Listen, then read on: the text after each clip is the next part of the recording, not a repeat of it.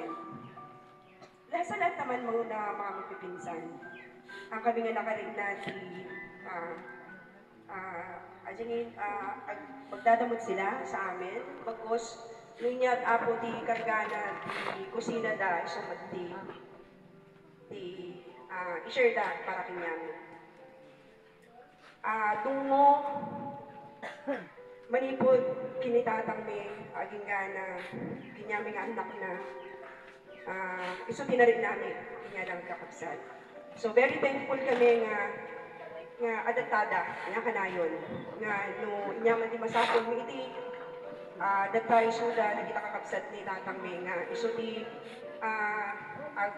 suporta kinyami. So kasi mga kamahal, ganoon namin sila kamahal na kasi na iso di may kadua nga may parents men. So nga dahil sila uti nga pinagawid ni January 18 ako nga malipatan na dyan. Birthday ni mother ko, nagawit kami dito ni Vinyasis. And itidinalo ko isunan dito yung balkon na isumati kuha na dito, pusbis ka na kanayon. So, naramdam ko, aja gaya man tinaudi nga kiss na hagilaki niya ako. So, hang mimat nga amo nga after 2 days, kasi hindi mapasama kinyanan. So, narigat, syempre, madali kita anak na nabati. And also, syempre, inyami, syempre, sobra na naasigit kami ginyada. So, handa ka malipatan nante, adaptoy kami lang. Actually, awanan di sang-sangkutan min. Awanan di agururay. So, datapay magninanay. So, mas pasalamat kami nga. Sabi na kumata, umatigdog pa iti biyagda, makaduhami pa ita. Siyempre, nagrigat ako ti mawanan ti naganak.